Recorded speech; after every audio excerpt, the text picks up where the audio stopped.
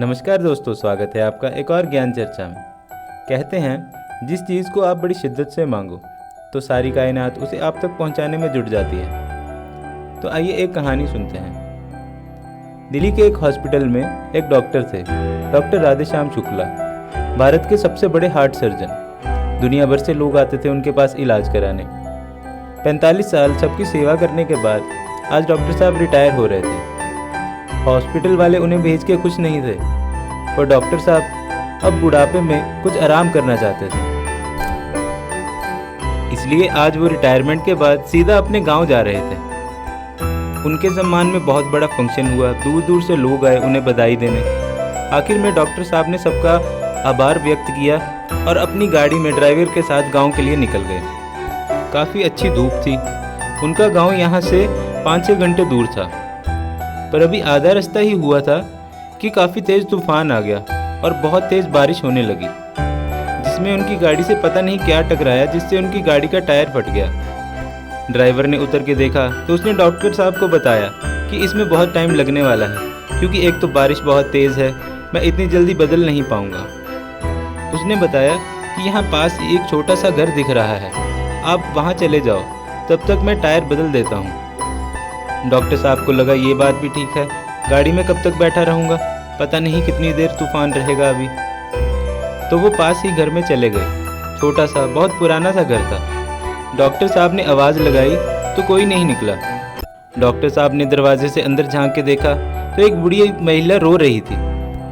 Doctor साहब ने 2-3 बार ज़ोर ज़ोर से आवाज़ लगाई तो महिला ने कहा अंदर आ जाओ। तो अंदर जाके डॉक्टर साहब ने महिला को बताया कि कैसे हम तूफान में फंस गए और हमारा टायर फट गया। महिला बोली कोई बात नहीं, अच्छा हुआ, तुम बैठो, मैं तुम्हारे लिए चाय बनाती हूँ। चाय पीने के बाद डॉक्टर साहब ने महिला का धन्यवाद किया और बड़े ही संकोच से पूछा कि जब मैं आया तब आप रो रही थी, क्या हुआ, सब ठीक तो है? आपको कुछ मदद चाहिए तो मैं आपकी सहायता कर सकता हूँ। तो महिला ने सिर हिलाते हुए कहा कि अब मेरी मदद कोई नहीं कर सकता, सब खत्म हो गया। डॉक्टर साहब ने फिर पूछा बताइए तो हुआ क्या? तो महिला ने बताया कि मेरे जवान बेटे को कोई दिल की बीमारी है, वो रोज़ रोज़ बढ़ती ही जा रही है।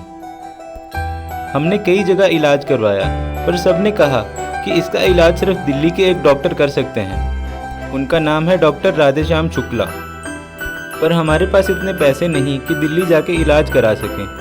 इसलिए मैं भगवान से रोज़ दिन रात प्रार्थना करती हूँ कि किसी तरह वह डॉक्टर मिल जाए हमें। पर आज सुबह ही किसी ने बताया कि वो डॉक्टर आज रिटायर हो रहे हैं, अब से किसी का इलाज नहीं करेंगे।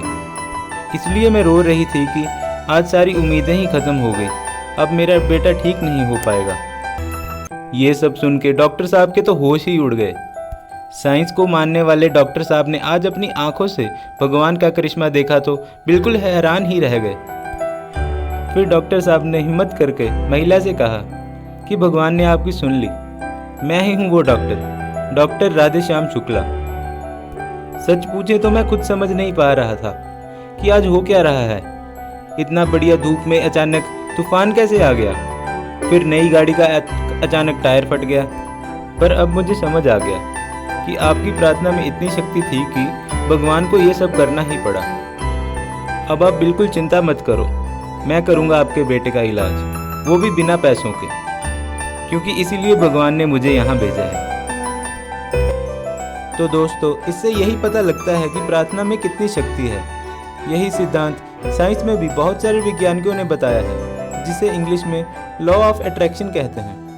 नाम चाहे कुछ भी हो, पर बात सिर्फ इतनी सी है कि जो चीज़ आप पाना चाहते हैं उसे पाने की आपके मन में एक लगन होनी चाहिए, इतना पक्का संकल्प कि भगवान मजबूर हो जाए वो आपको देने के लिए। और जैसे मैं हमेशा कहता हूँ, जिंदगी के सफ़र में जो डट के तने हैं, दुनिया में वही फिर मिसाल बने हैं। वो महिला के साथ भी यही हुआ और आपके साथ भी हो सकता है। बस अपने इरादों पे डटे रहो, एक ना एक दिन वो आपको मिल जाएगा जो आप चाह रहे थे।